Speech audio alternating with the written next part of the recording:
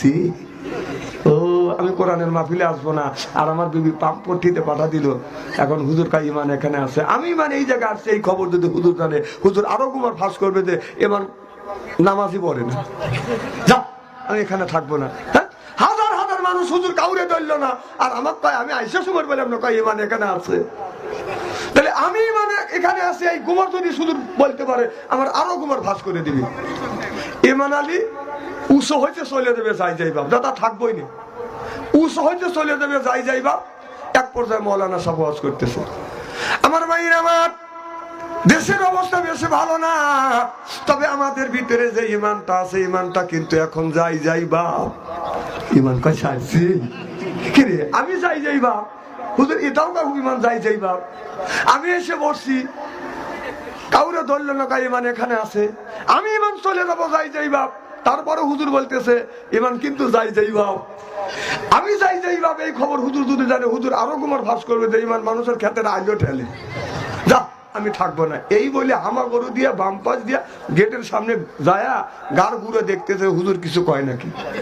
এক পর্দা মৌলানা সাহেব ওয়াজ করতেছে, আমার ভাইয়ের আমার দেশের অবস্থা বেশি ভালো না, তবে আমাদের ভিতরে যে ইমানটা আছে ইমানটাকে সব মানুষ মিলিয়ে শক্ত করিয়া মজবুত করিয়া ধরো। যেই কইছে ধরো, ইমান কয় সারছি। এত মানুষ একজন করে যদি তা বলে তাহলে তোমার জানি পাইছো না, এবার উঠে দৌড় সরেছে। বিশ্বাস করেন ভাই, ইরির খেতে কেবল 2-10 বিঘে পানি দিছে, পাকানে শেষই হয় নাই, আতাল দিয়ে যায় আর কাদা দিয়ে জড়া গেছে। আর গার ঘুরে ঘুরে দেখা যায় হুজুর কিছু কয় নাকি, দেখি কেউ আসতেছে নাকি। তো বাসায় যা দেখা যায় ইমান আলীর বিবি ঈশান নামাজ পড়ে আল্লাহর কাছে হাত তুলে মোনাজাত করতেছে, আমার স্বামী কোরআন বোঝে না, হাদিস বোঝে না, রে আল্লাহ আমার স্বামীকে সুন্দর করে বুঝাইয়া কোরআনের মাহফিলে পাঠা দিতে পেরে আমি আমার জীবন ধন্য মনে করতে পেরেছি। আল্লাহ তোমার কাছে দরখাস্ত করি, মাওলা আমার স্বামী ইমান আলীকে তুমি হিদায়াত নসিব করিও। এই বলে বলে বিবি দোয়া করতেছে, ইমান আলী যা পিছনে দাঁড়াইছে রোজ তো হিদায়াত ছুটোই, একবার হাত দিয়ে বসাচ্ছে একবার পাও দিয়ে বসাচ্ছে। ইমান আলীর বউ গার ঘুরে দেখা যায় ইমান আলী পিছন থেকে শুরু করে দিছে। ইমান আলীর বিবি বলতেছে, স্বামী কত মানুষ কোরআনের মাহফিল থেকে হেদায়েত প্রাপ্ত হয় আসে, আর তুমি পাগলামি শুরু করলে। ইমান আলী কয় পাগলামি দেখলি কি, তুই যে পাম্পট্টিতে পাঠা দিলি, টাকা দেখ তোর ইমানের অবস্থা। হুজুর যখন বললে যে সব মানুষ মিলিয়ে ইমানকে শক্ত করে মজবুত করে ধরো, আমি যদি দৌড় না দিতাম তোর ইমানের 12টা বাজা থাকতো। ভাই যাই কর আর যাই করি, আমাদের ইমানের 12টা বাজার কাম শেষ। কথা কর আমার ভাইয়ের আমার, আজ আমাদের ভিতরে বাজান ইমান না, ইমানের 12টা বাজান বেজে গেছে, জোরকান ঠিক কিনা? আল্লাহ রাব্বুল আলামিন এই মানুষকে কিসের জন্য পাঠাইছো? আলাইবাদিল্লাহিস সলিহিনা। আল্লাহ বলে দুনিয়ার মানুষের আমি তোমাদের পাঠাইছি আমার দাসত্ব আর আমার গোলামি, আমার বন্দেগী করবার জন্য। আল্লাহ বলে বান্দা ইবাদত করবে তুমি আর জান্নাত দিব আমি। সিল্লাকান আল্লাহু আকবার।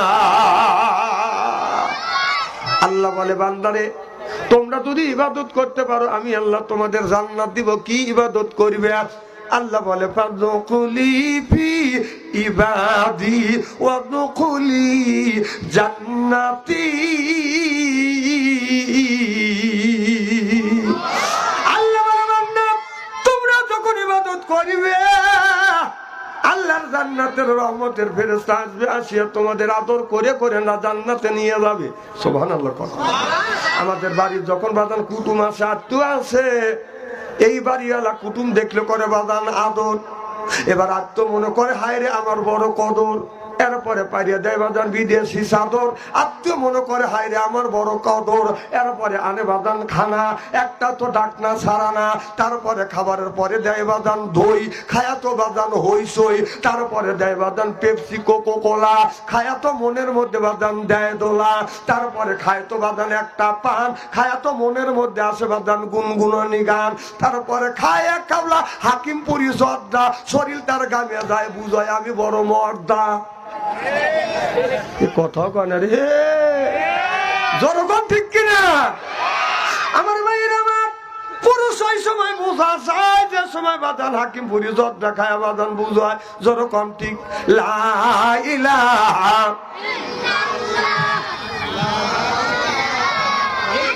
হ্যাঁ খুব ধীরে ধীরে